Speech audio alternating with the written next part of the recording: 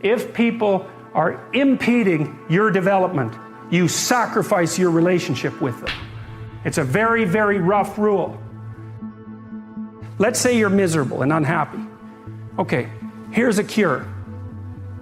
Find what's valuable and let it go. So we could say, well, maybe it's a relationship that you have. Maybe it's a relationship with your parents, right? And the relationship is pathological, but you're locked into it. You value it, and no wonder, because it's a relationship with your parents. And you're suffering terribly because of it. Well, what do? Maybe you let it go. It's a sacrifice. And the idea is that, well, that'll clear the future for you. Well, very frequently when people are suffering terribly, not always, because sometimes you just suffer stupidly, blindly, and without recourse, you know. You get cancer and then you die. So we have no idea how to deal with that.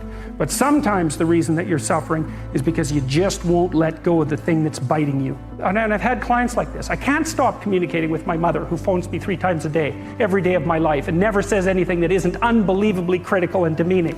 I can't let that go. That's not such a good idea. The funny thing too, often when people let something like that go, it goes away, sorts itself out, and then comes back. So they don't even end up losing it. But unless they're willing to let it go, to sacrifice it, they make no headway whatsoever. And I'm not saying I'm a great man, but I'm telling you this here though, I ain't what I was. You might not think all that much of me, but you would if you knew what I was though. If you'd have saw me when I had a severe stuttering problem and I couldn't talk outside my house, you would think much of me if you saw me when I flunked out of school.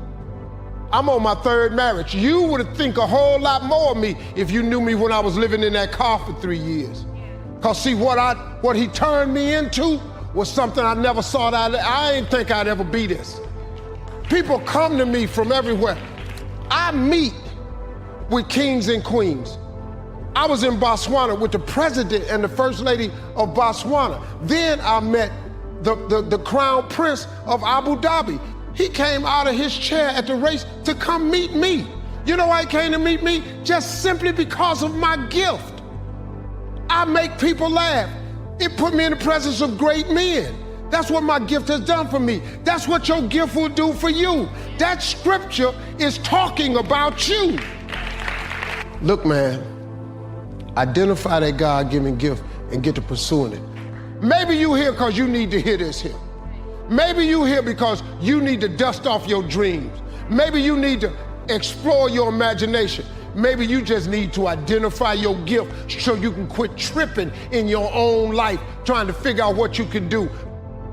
There was this statement, I think it was Pascal, he said, you know, all of man's problems arise because he cannot sit by himself in a room for 30 minutes alone. And it's very true. I always needed to be stimulated.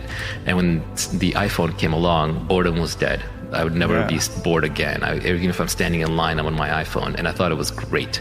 And when I was a kid, I used to try and overclock my brain, be like, how many thoughts can I think at once? The answer is only one, but I would try to think multiple thoughts at once. And I was proud of that. I was proud that my brain was always running, this engine was always moving. And it's a disease. It's actually the road to misery. And now that I'm older, I realize you actually want to, again, rest your mind. You want to learn how to settle into your mind. And now I look forward to solitary confinement. You leave me alone for a day, it'll be like the happiest day I've had in a while. And that is a superpower that I think everybody can attain. The superpower of learning to be alone and enjoying it. Yeah. As much as you want people to agree and you want the people around you to be supporting your dreams and all, it's not going to be like that all the time. You got to do it alone. And people will help you, and when you get the ball rolling, people will jump on. But if you don't believe, nobody else is going to believe. People come along because your belief is so insane, that your belief is so strong, that makes people be like, yo, this crazy. Yeah. Following your dreams is a lonely, solitary, scary, dangerous pursuit. You can't wait.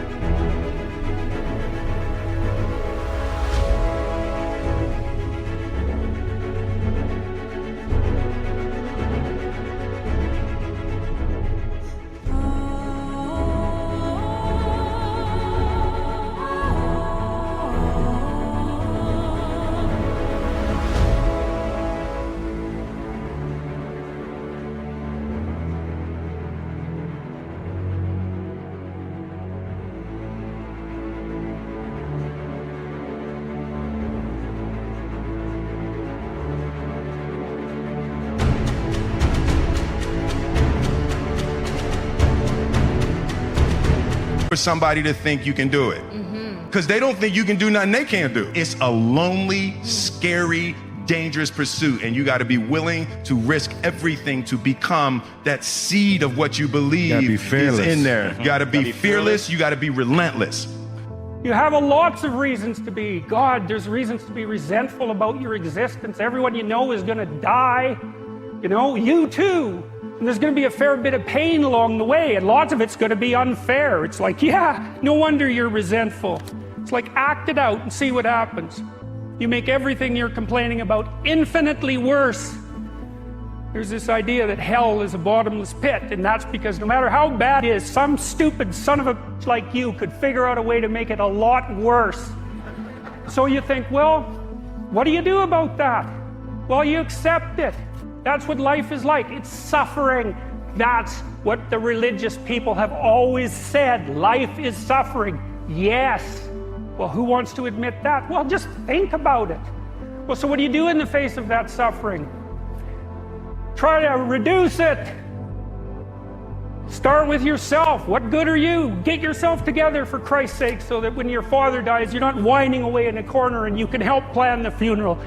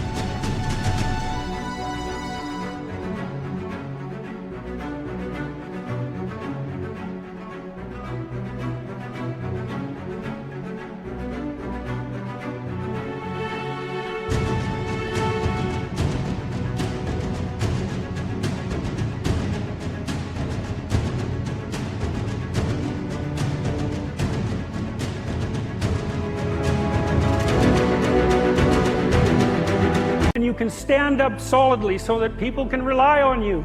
That's better. Don't be a damn victim. Of course you're a victim.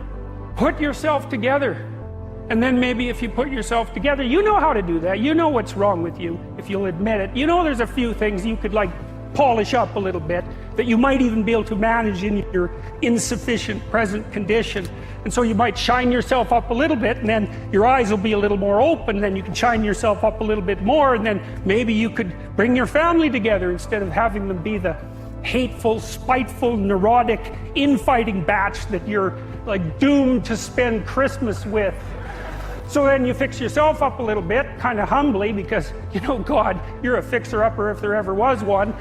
And then you got to figure out, well, can you figure out how to make peace with your idiot brother? And probably not, because he's just as dumb as you, so how the hell are you going to manage that? And so then maybe you get somewhere that way, and your family's sort of functioning, and you find out, well, that kind of relieved a little bit of suffering, although it reduced the opportunities for spiteful revenge, and that's kind of a pain in the neck.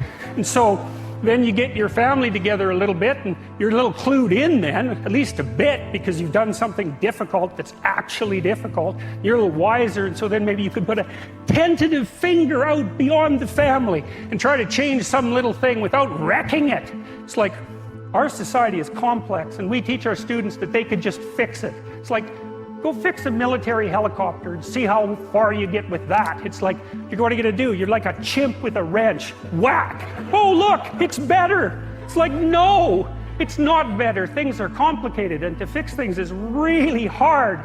And you have to be like a golden tool to fix things, and you're not. And that's the other message of the West. It's like, how do you overcome the suffering of life? And I'm not saying it's only the message of the West. How do you overcome the suffering of life? Is be a better person. That's how you do it. Well, that's hard. It takes responsibility. And I think, you know, if you said to someone, you want to have a meaningful life? Everything you do matters. That's the definition of a meaningful life. But everything you do matters. So you're going to have to carry that with you. I get, worried sometimes. I get these feelings. And so what I decided to do was create a 90-second rule for myself where I would end suffering as it arises. Because anybody tells you you're going to end suffering is full of crap. The reason is your brain is a 2 million-year-old brain. It's not designed to make you happy. It's designed to make you survive. But there's no saber-toothed tiger for you to react to anymore. So now we worry about what are people thinking of us? Do I have enough money? Over the last 2 years, what I've done is play this little 90-second rule. And if I feel tension in me, I go, okay, that's suffering. Where's it come from? What am I stressed about? What am I concerned about? And what I immediately do is I realize the stressful thought. What I really do now is I dig in and I notice that the only time you have stress or suffer is when you believe a stressful thought.